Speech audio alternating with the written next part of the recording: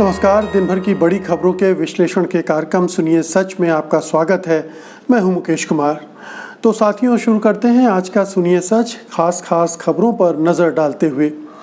सड़कों पर उतरे किसान, विपक्ष गुमराह कर रहा है, बोले मोदी। हरसिमरन का इस्तीफा, अकाली दल की मजबूरी, बीजेपी को झटका। बौखलाई योगी सरकार ने संजय सिंह पर राजद्रोह का मुकदमा ठोका। दिल्ली दंगा पीड़ितों के साथ मुआवजे के नाम पर क्रूर मजाक। अभिव्यक्ति की आज़ादी अहम है तो मानवीय गरिमा की रक्षा भी, सुप्रीम कोर्ट। खास खबरों पर नज़र डालने के बाद अब वक्त है बड़ी खबरों के विश्लेषण का। लेकिन उसके पहले आपसे गुजारिश ये है कि अगर आपको लगता है कि गोदी मीडिया खबरों के साथ इंसाफ नहीं करता है तो स्वतंत्र पत्रकारिता को साथ दीजिए, उसका हाथ मजबूत कीजिए। सत्य हिंदी की सदस्यता योजना इसी दिशा में एक बड़ा कदम है। इसमें आर्थिक योगदान देकर आप स्वतंत्र पत्रकारिता को मजबूती प्रदान कर सकते हैं। इसके लिए इसके वीडियो के साथ दिए गए डिस्क्रिप्शन में जाइए, उसमें एक लिंक है, उसको क्लिक कीजिए और अपनी इच्छा के अनुसार कोई भी सदस्यता चुन लीजिए। हमें उम्मीद है कि स्वतंत्र पत्रकारिता को मजबूती देने के लिए आप ऐसा ज़रूर करेंगे। तो आइए अब आगे बढ़ाते हैं सिलसिला बड़ी खबरों के विश्लेषण का। सबसे पहले आज की सबसे बड़ी खबर। सरकार द्वारा लोकसभा में कृषि बिल पारित हो जाने के बाद किसानों का गुस्सा बढ़ गया है। वे सड़कों पर उतर आए हैं। किसानों का कहना है कि सरकार उनको ये कानून बनाकर निजी कंपनियों की दया पर छोड़ देना चाहती है। इसमें वो मनमाने भाव पर उनकी फसल को खरीदेंगे। उधर प्रधानमंत्री नरेंद्र मोदी ने किसानों के आंदोलन के लिए विपक्ष को दोषी ठहराया है। उन्होंने कहा है कि विपक्ष किसानों को गुमराह कर रहा है और नए कानून तो उनके लिए सुरक्षा कवच की तरह हैं। बता दें कि सरकार जो कानून बनाने जा रही है उसके हिसाब से कोई भी व्यक्ति जिसके पास पैन कार्ड हो वो कहीं भी किसानों से उनकी उपज खरीद सकता है। केंद्र सरकार का कहना है कि कृषि उपज का ट्रेडिंग एरिया जो अभी तक मंडियों तक सीमित था उसे अब बहुत ज़्यादा विस्तार दे दिया गया है।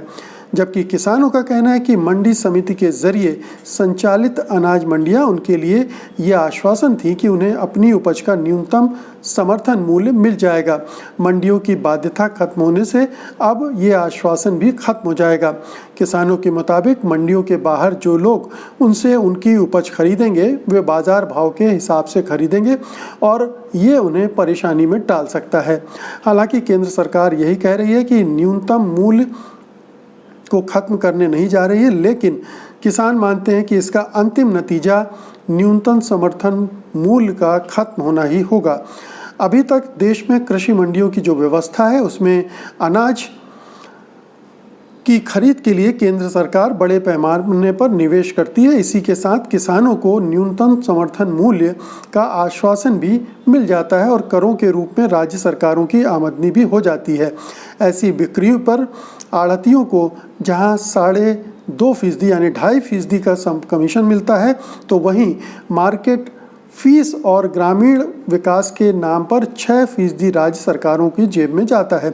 यही वजह है कि किसानों के अलावा स्थानीय स्तर पर आढ़तिये और राज्य सरकारें भी इसका विरोध कर रही हैं।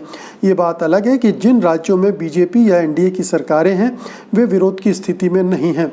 कृषि क्षेत्र में लंबे समय से चल रहे संकट और देश भर में किसानों की आत्महत्याओं के बावजूद खेतीबाड़ी करने वालों के लिए न्यूनतम समर्थन मूल्य एक निश्चित आमदनी की गारंटी की तरह था। इसलिए इससे किसी तरह की छेड़छाड़ या इस पर किसी तरह की आशंका किसानों को स्वीकार नहीं होगी। तो प्रधानमंत्री नरेंद्र मोदी ने जो ये कहा है कि विपक्षी दल भड़का रहे हैं, किसानों को गुमराह कर रहे हैं, दरअसल बात इसकी ठीक उल्टी है। किसान खुद उग्र हुए रखे हैं, उनके मन में ढेर सारी आशंकाएं हैं इन तीनों विधेयकों को लेकर जो कानून बनने जा रहे हैं और उनकी आशंका का पर्याप्त पुख्ता आधार भी है, क्योंकि सब जानते हैं कि सरकार कृषि को कारपोरेट के हाथों में देना चाहती है और धीरे धीरे किसानों को इस पूरे कृषि के कारोबार से बाहर करने की फिराक में है। जाहिर है कि ये जो पुरानी व्यवस्था चली आ रही थी जिसमें एमएसपी यानी न्यूनतम समर्थन मूल्य उन्हें दिया जाता था, वो धीरे धीरे खत्म होगा और मंडी के ज़रिए जो खरीदारी सरकार करती थी वो भी खत्म होगी और जो व्यापारी हैं उनके भरोसे ये किसान हो जाएंगे और व्यापारी जाहिर है कि उनसे कम से कम कीमतों में खरीदेंगे, वहाँ समर्थन मूल्य का कोई मामला रह ही नहीं जाएगा। तो ये बहुत ही दुर्भाग्यपूर्ण स्थिति होगी और ख़ास तौर पर ऐसे समय जब कृषि ही एक ऐसा सेक्टर है जो इस मंदी के दौर में भी ठीक ठाक अच्छे ढंग से परफॉर्म कर रहा है, वो भी नष्ट होता जाएगा। तो ऐसा लगता है कि बड़े उद्योगपतियों को सौंपने के लिए कृषि को ये विधेयक लाए जा रहे हैं और जाहिर है कि इससे आशंका है और राज्य सरकारों का रेवेन्यू भी जा रहा है। आढ़तिये जो बीच में किसानों और सरकार के बीच में एक बिचौलिया की भूमिका अदा करते हैं वो भी परेशान हैं। तो ये आंदोलन के उग्र होने के पूरे आसार हैं और इससे पंजाब और हरियाणा सरकारें हिल गई हैं। दूसरे राज्यों पर भी इसका असर पड़े बिना नहीं रहेगा। और अब अगली खबर का रुख करते हैं। शिरोमणि अकाली दल की नेता हरसिमरत कौर बादल ने गुरुवार को किसान विरोधी राजनीति को लेकर मोदी सरकार से इस्तीफा दे दिया है। अकाली दल का कहना है कि मोदी सरकार द्वारा किसान विरोधी राजनीति करने के कारण उसने ये कदम उठाया है। हरसिमरत कौर के इस्तीफा देने के बाद जब पत्रकारों ने उनके पति और अकाली दल के प्रधान सुखबीर सिंह बादल से पूछा कि क्या उनका दल एनडीए से भी बाहर आएगा, तो उन्होंने कहा कि इस बारे में जल्द ही पार्टी की बैठक होगी और इस बारे में फैसला लिया जाएगा। सुखबीर बादल ने एनडीटीवी के साथ बातचीत में कहा कि इन अध्यादेशों को लाए जाने के पहले दिन से ही हरसिमरत कौर ने इसका पुरजोर विरोध किया था और कहा कि किसानों से इस बारे में राय लेनी चाहिए। किसानों के प्रति समर्थन जताते हुए सुखबीर ने कहा कि उनकी पार्टी किसानों की पार्टी है। सुखबीर ने कहा कि क्योंकि अब विधेयक पास हो चुका है इसलिए इस्तीफे के इस फैसले को वापस नहीं लिया जा सकता। अकाली दल पर यह आरोप लग रहा है कि शुरुआत में इन विधेयकों को लेकर उसका रवैया दूसरा था और वो हरसिमरत का इस्तीफा दिलवाने की मूड में कतई नहीं थी। लेकिन जैसे जैसे पंजाब में आंदोलन बढ़ा तो उसे राजनीतिक नुकसान का डर सताने लगा और उसे ये कदम उठाना पड़ा। वहीं ये भी कहा जा रहा है कि अकाली दल के इस कदम के पीछे पंजाब में बीजेपी द्वारा सक्रियता बढ़ाना भी एक कारण हो सकता है। पंजाब में अकाली दल हमेशा बड़े भाई की भूमिका में रहा है और ज़्यादा सीटों पर चुनाव लड़ता रहा है, लेकिन अब बीजेपी अपने लिए ज़्यादा सीटें चाहती है। विधानसभा चुनाव फरवरी 2022 में होने हैं, इस लिहाज से मुश्किल से 1.5 साल का वक्त बचा है। इसके अलावा बीजेपी पंजाब में अकाली दल के बागी नेता और पूर्व केंद्रीय मंत्री सुखदेव सिंह ढींडसा के साथ खुलकर नज़दीकियां बढ़ा रही है। बीजेपी के राष्ट्रीय अध्यक्ष जेपी नड्डा ढींडसा से मुलाकात कर चुके हैं। ये माना जा रहा है कि विधानसभा चुनाव में बीजेपी और ढींडसा की पार्टी गठबंधन कर सकती है। वहीं हरसिमरत कौर के इस्तीफे के बाद हरियाणा में जेजेपी के प्रमुख और उप मुख्यमंत्री दुष्यंत चौटाला भी दबाव में आ चुके हैं। उन्होंने सीएम खट्टर से भी मुलाकात की है और अपने नेताओं से भी चर्चा की है। हरियाणा में भी किसानों का आंदोलन जोरों पर है और अब उसके उग्र होते जाने की संभावना है।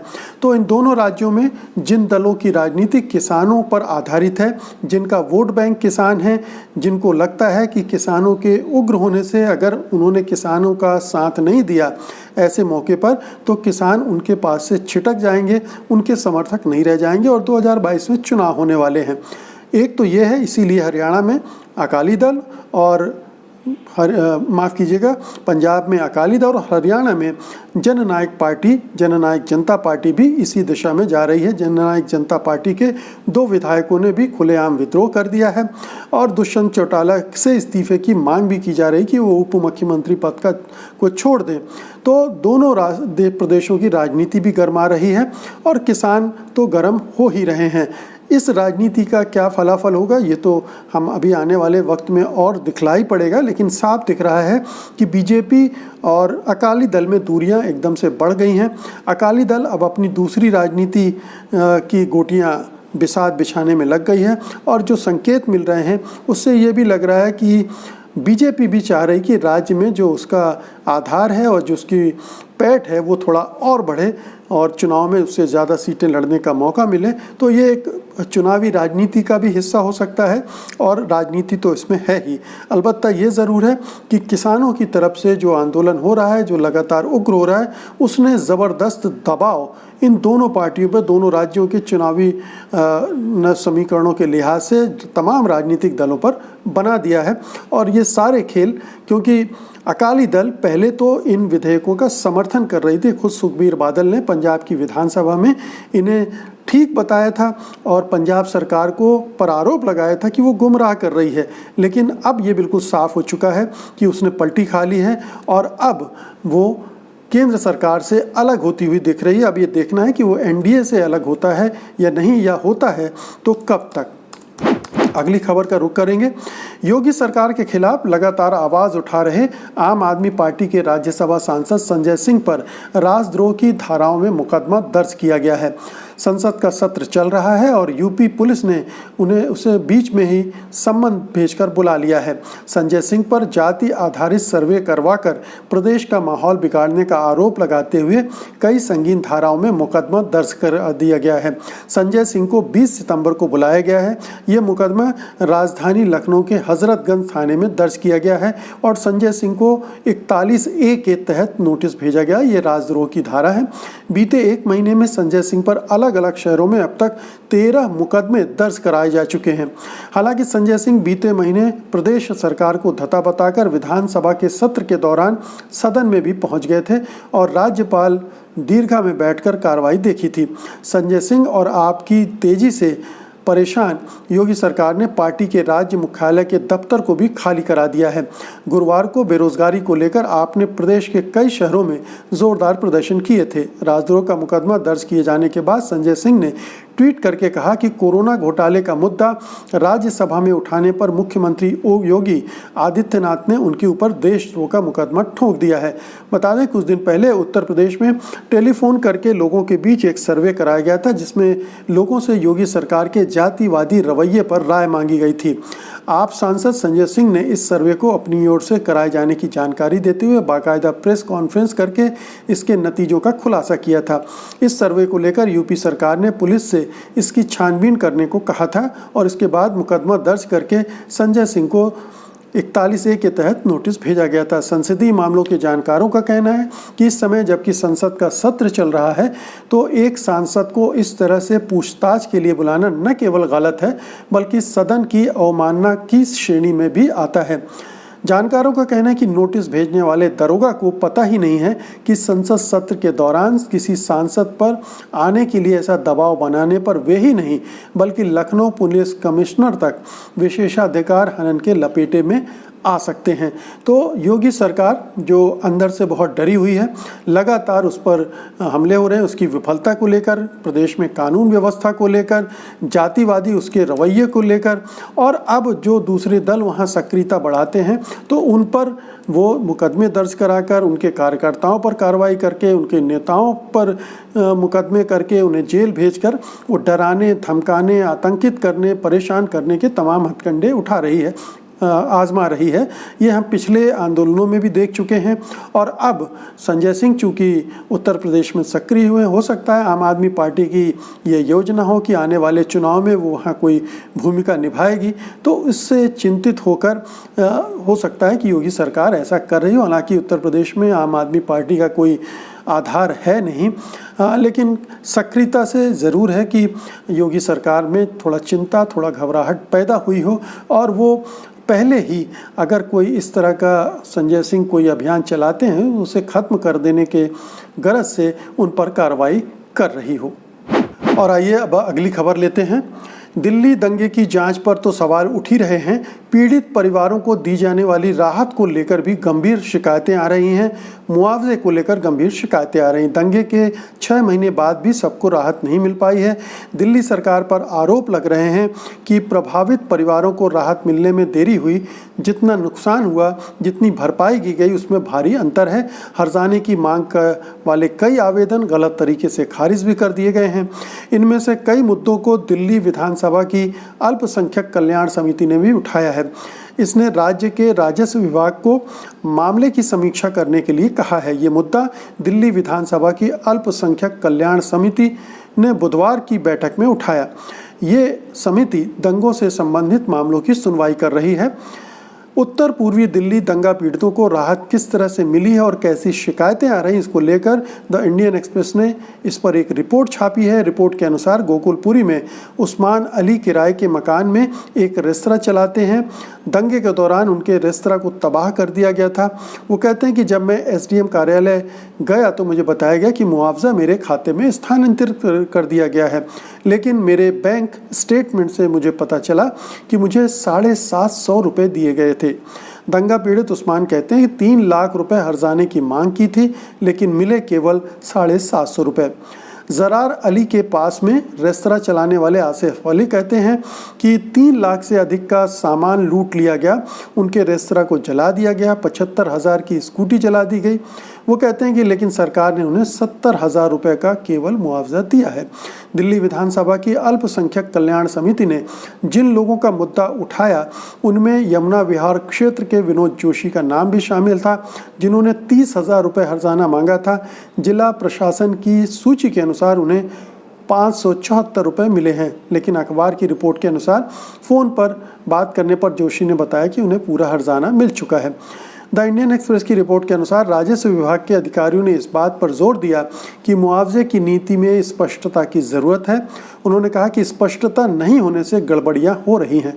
रिपोर्ट के अनुसार एक वरिष्ठ अधिकारी ने समिति को कहा, वास्तविकता में 3 लाख रुपए की पूरी लूट का दावा करने वाले व्यक्ति को 1 लाख रुपए मिलेंगे, लेकिन अगर कोई व्यक्ति कहता है कि उसकी दुकान में आंशिक रूप से 6 लाख रुपए लूटे गए तो उसे केवल 50,000 रुपये मिलेंगे। इस तरह से नीति का मसौदा तैयार किया गया है। तो जाहिर है कि नीति में भी खोट है और जो लोग मुआवजे का, राहत का निर्धारण कर रहे हैं उनमें भी या तो बड़े स्तर पर गड़बड़ियां हैं या फिर बड़े स्तर पर खोट है, क्योंकि ये जो अल्पसंख्यक समुदाय के प्रति पूर्वाग्रह है, दुराग्रह है, जो दुराग्रह पूर्वाग्रह दिल्ली पुलिस में दिख रहा है, जो चुन चुनकर अल्पसंख्यक समुदाय के लोगों को या सीएए के खिलाफ प्रदर्शन करने वाले लोगों को दिल्ली दंगे में फंसाकर अंदर कर रही, उन पर मुकदमे कर रही है, उसी तरह से मुआवजे के मामले में भी इसी तरह से भेदभाव अगर हो रहा हो तो कोई आश्चर्य की बात नहीं है।